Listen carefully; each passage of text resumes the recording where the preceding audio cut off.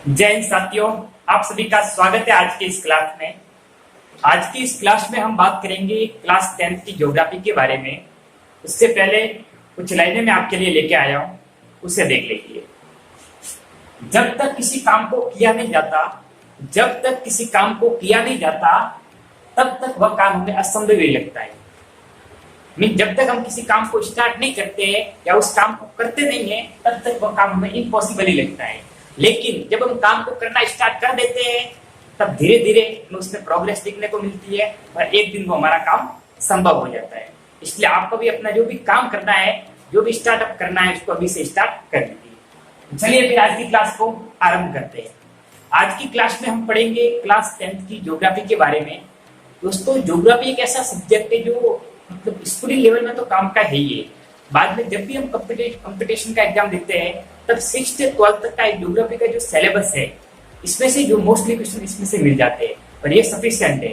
भले कितने भी बड़े एग्जाम जैसे यूपीएससी का एग्जाम होता है, पीसीएस का एग्जाम होता है, इन सब में ज्योग्राफी का वेटेज 6th से 12th तक की जो ज्योग्राफी है, इसका वेटेज बहुत ज्यादा है।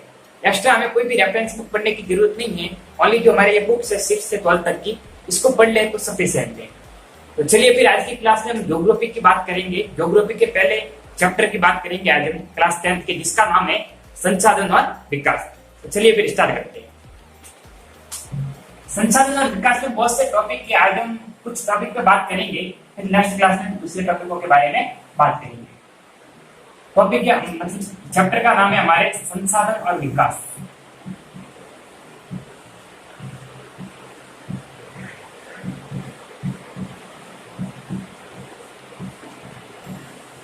संसाधन और विकास। सबसे पहले तो यही बात आती है कि संसाधन होता क्या है। देखिए दोस्तों, संसाधन एक ऐसी सबस्टेंस होता है, एक ऐसा जो तत्व होता है जो हमारी नीड को सेटिस्फाई करता है।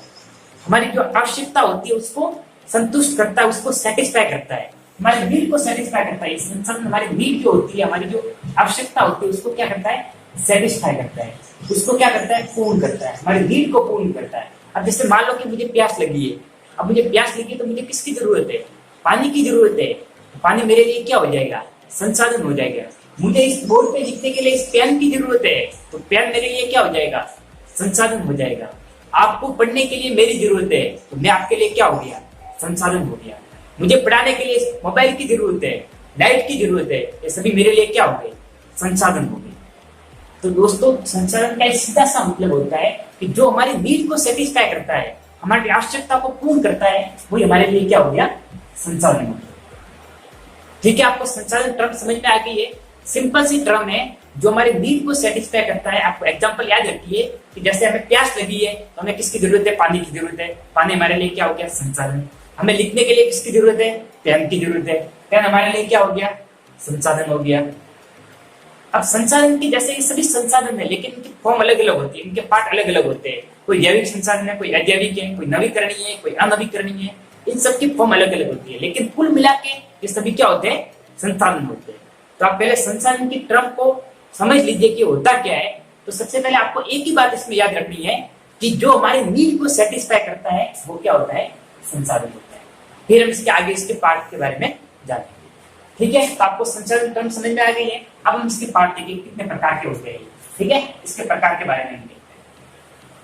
संसाधन को वैसे देखें तो 4 प्रकारों में बांटा गया है। 4 पार्ट्स होते हैं इसके। सबसे पहला आता है उत्पत्ति के आधार पर। उत्पत्ति के आधार पर। सेकंड आता है समापत्य के आधार पर। समापत्यता के आधार पर।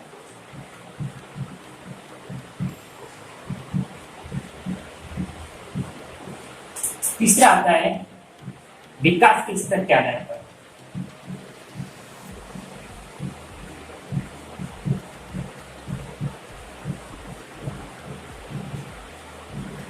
एंड फोर्थ आता है स्वामित्व के आधार पर।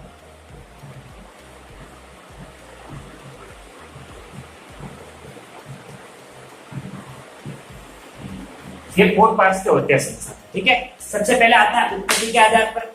मीन्स इसकी उत्पत्ति किस प्रकार हुई है, ये किस प्रकार बने हैं, इसके आधार पर जो आता है वो होता है उत्पत्ति के आधार पर। दूसरा आता है समाप्यता के आधार पर, कि ये समाप्त होने वाले हैं या समाप्त नहीं होने वाले हैं, उनको बोलते हैं समाप्यता के आधार पर।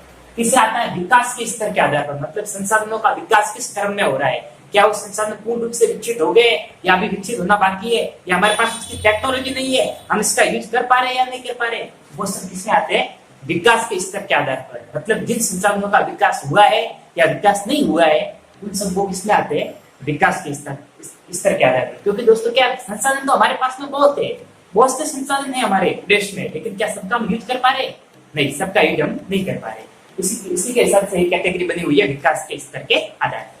फोर्थ पे आता है स्वामित्व के आधार पर, मतलब इनका जो नियंत्रण है वो किस तरह है, ये किसके, निजी व्यक्तियों के, सरकार के है, किसके, या निजी सरकार दोनों के मिला के, या राष्ट्रीय है, अंतरराष्ट्रीय है, निजी है, सार्वजनिक है, किसके, उसमें किसके आते हैं, स्वामित्व के आधार पर। ठीक है, तो आपको ये 4 पार्ट याद रखने हैं, उत्पत्ति के आधार पर, समाप्ति के आधार पर, विकास के स्तर के आधार पर, स्वामित्व के आधार पर। अब इनमें भी जो पार्ट होते हैं वो देखो। उत्पत्ति के आधार पर संसाधन 2 प्रकार के होते हैं, एक होता है जैव, जिसको बोलते हैं जैविक, दूसरा होता है अजैविक। उत्पत्ति के आधार पर संसाधन 2 प्रकार के होते हैं, जैविक संसाधन, अजैविक संसाधन। अब जैविक संसाधन किसे कह सकते हैं, मैं आपके लिए क्या हूं, मैं आपको पढ़ा रहा हूं, मैं आपके लिए क्या हूं, आपकी नीड को सेटिस्फाई करना हूं, तो मैं आपके लिए क्या हूं, संसाधन हूं। लेकिन किस प्रकार का संसाधन हूं, जैविक संसाधन। मेरे में जीव है, मेरी सब जो भी प्रोसेस होती है, जो जैसे पशु पक्षी है, मनुष्य है, इन सब में क्या होता है, जीव होता है, इसमें किसमें आते हैं, जैविक में आते हैं। तो अजैविक की बात करूं तो पानी, जल, वायु, ये सभी क्या है, ये सभी क्या है, अजैविक संसाधन है। ये सभी कैसे है, अजैविक संसाधन है। अब जैविक में बोले तो क्या आ सकता है, मनुष्य, पशु पक्षी। अजैविक में देखें तो क्या आ सकता है, जल, वायु, ये सब, अग्नि, जो भी एक्सट्रा आते हैं, जो क्या होते हैं, अजैविक होते हैं, वो सभी इसमें आ जाएंगे। ठीक है, अब नेक्स्ट में हम देखते हैं समाप्ति के आधार पर। इसमें आपको कोई डाउट नहीं है, जैविक, अजैविक, जैविक में मैंने उदाहरण बता दिया आपको, अजैविक में मैंने उदाहरण आपको बता दिया। अब समाप्ति के आधार पर हम देखें तो समाप्ति के आधार पर संसाधन 2 प्रकार के होते हैं, एक होता है नवीकरणीय, एक होता है अनवीकरणीय। कितने होते हैं, नवीकरणीय, नवीकरणीय लिख देते हैं पहले, 2 होते हैं, नवीकरणीय और अनवीकरणीय।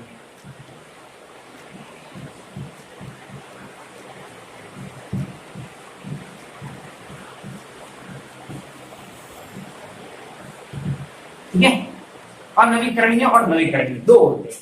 समाप्ति के आधार पर संसाधन कितने प्रकार के होते हैं, 2 प्रकार के होते हैं, नवीकरणीय और अनवीकरणीय। अब सबसे पहले बात करते हैं कि नवीकरणीय होता है। नवीकरणीय मतलब ऐसे संसाधन जो मतलब कभी खत्म नहीं होने वाले, जिनका रिसाइकिल किया जा सकता है, जिनको वापस बनाया जा सकता है, जो कभी लाइफ टाइम कभी खत्म होंगे नहीं। इस प्रकार के जो संसाधन आते हैं उनको क्या बोलते हैं, नवीकरणीय संसाधन। और अनवीकरणीय संसाधन ऐसे होते हैं जो एक टाइम के बाद खत्म हो जाएंगे, फिर हम उसको वापस बना नहीं पाएंगे। तो इस प्रकार के संसाधन आते हैं उनको क्या बोलते हैं, अनवीकरणीय संसाधन।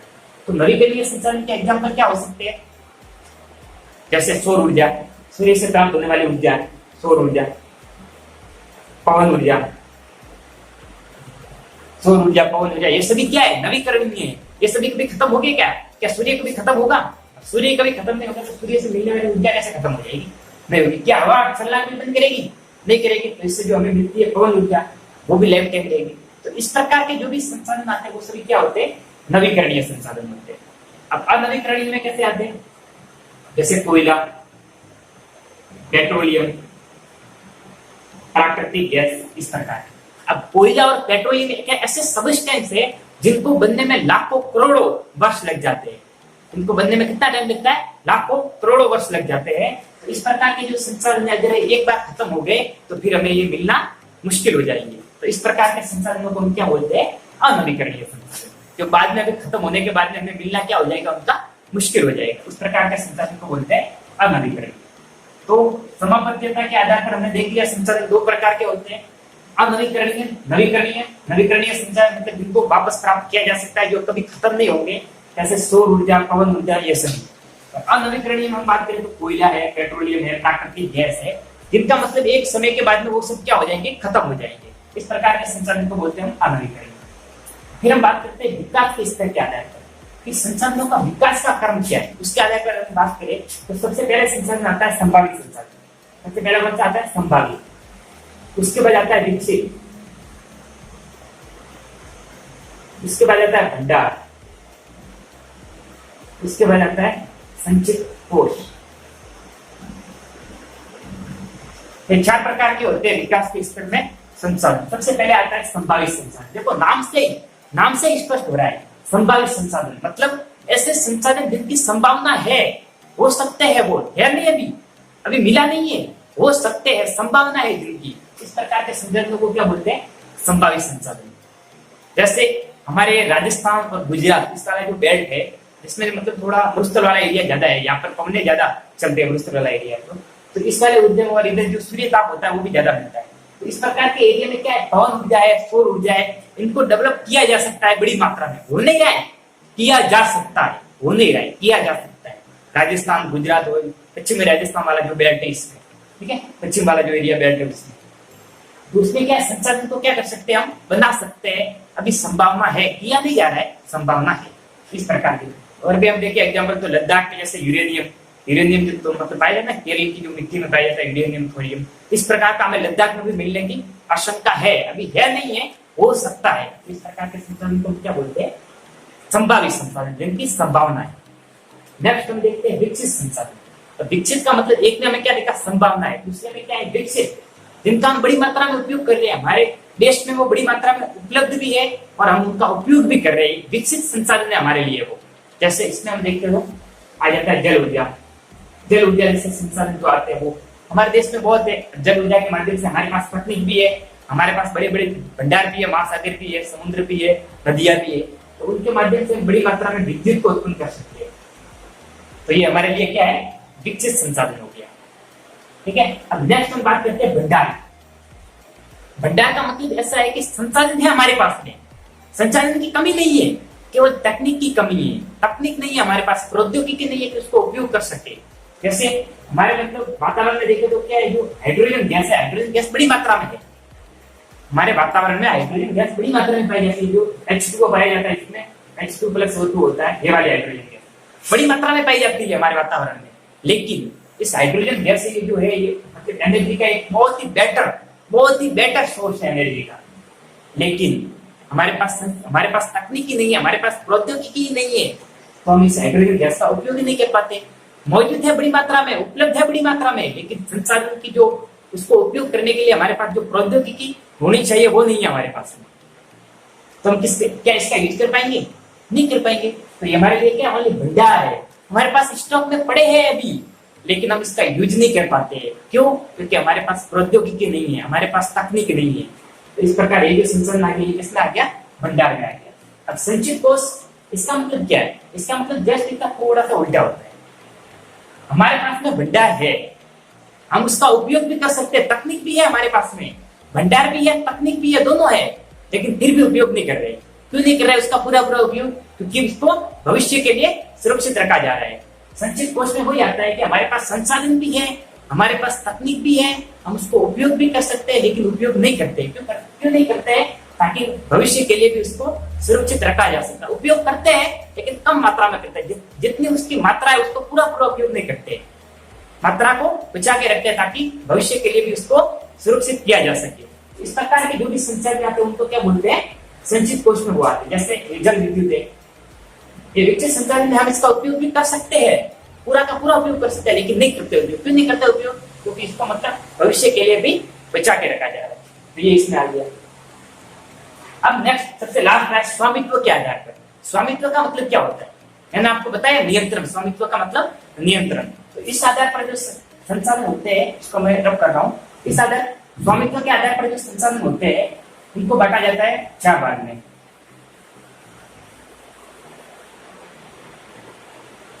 सबसे पहला होता है निजी संसाधन, दूसरा होता है सार्वजनिक,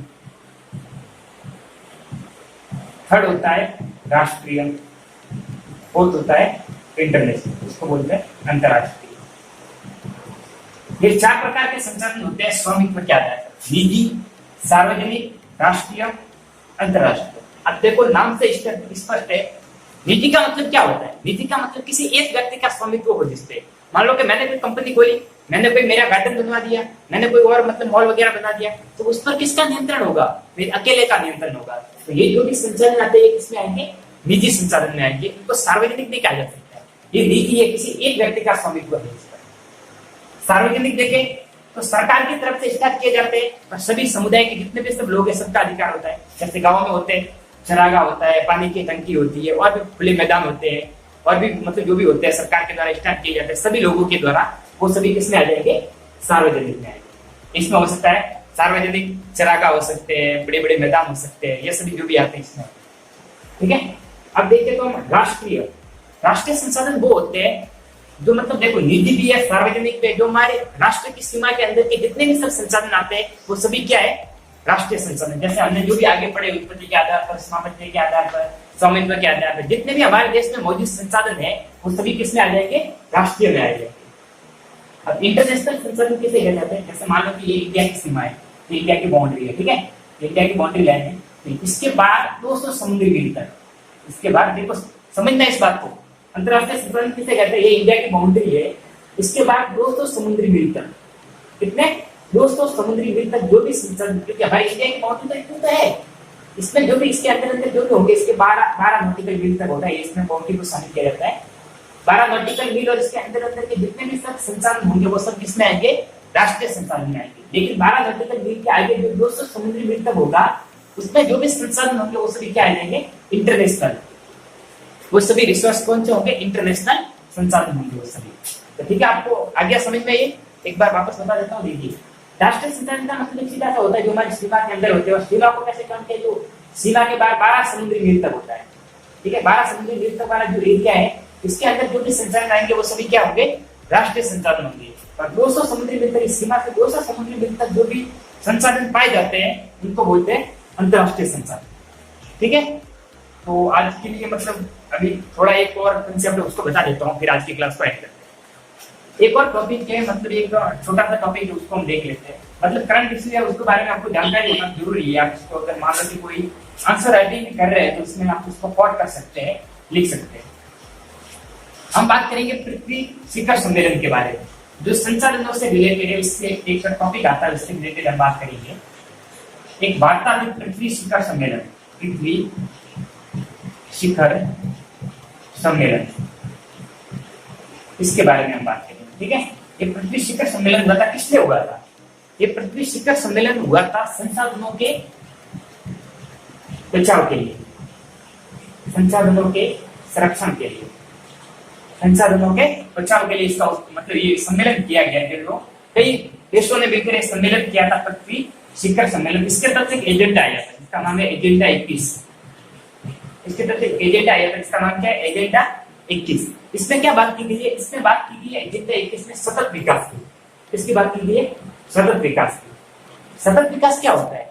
सतत विकास मतलब एक ऐसा विकास जिसमें जो मौजूद संसाधन है उनका हम तो उपयोग कर ही रहे हैं, लेकिन इस प्रकार से उपयोग करें कि हमारी आवश्यकता है, हमारी जो नीड है वो भी सेटिस्फाई हो जाए और भविष्य के लिए भी इसको सुरक्षित रखा जा सके। उसको बोलते हैं सतत विकास। एक ऐसा विकास जिसमें हमारा भी विकास हो और आने वाली हमारी जो पीढ़ी है उसका भी विकास हो, उसको क्या बोलते हैं? सतत विकास। तो पृथ्वी शिखर सम्मेलन के तहत एजेंडा 21 आया था, जिसमें कई देशों ने इस पे हस्ताक्षर किए थे, जिसमें यही बात थी कि जो हम संसाधनों का उपयोग कर रहे हैं उसमें हमें सतत विकास को बनाए रखना बहुत जरूरी है, क्योंकि सतत विकास होगा तो आगे वाली पीढ़ी और हमारी जो अभी जो हम यूज कर रहे हैं उन दोनों को लाभ मिलेगा। तो यही बात थी पृथ्वी शिखर सम्मेलन। तो इसको एक थोड़ा कंसेप्ट है, थोड़ा इसको आप थोड़ा ध्यान देंगे। तो फिर आज की क्लास में इतना ही करते, अगली क्लास में मिलते हैं इसी टॉपिक के। अभी थोड़ा बड़ा टॉपिक है, इसको हम देखेंगे थोड़ा पार्ट्स में डिवाइड करके। अभी आज के लिए इतना ही। आपको क्या सबसे पहले रिकॉर्ड करा दूं मैं। सबसे पहले हमने क्या पढ़ा था? संसाधन क्या होता है? जो हमारी नीड को सेटिस्फाई करता है उसको क्या बोलते हैं? संसाधन बोलते हैं। फिर हमने संसाधन के प्रकार पढ़े थे, उत्पत्ति के आधार पर कितने होते हैं, समापत्ति के आधार पर, स्वामित्व के आधार पर, उपलब्धता के आधार पर। ठीक है, ये जो हमने संसाधन के पार्ट पढ़े थे वो देखना। फिर पृथ्वी शिखर सम्मेलन के बारे में हमने पढ़ा, एजेंडा 21 के बारे में पढ़ा। तो आप इसको एक बार थोड़ा रिकॉल कर लीजिए और कंसेप्ट जो भी नोट्स वगैरह इसको डेडिकेट। तो ठीक है, फिर आज के लिए इतना ही है। मिलते हैं अगली क्लास में, तब तक के लिए जय हिंद।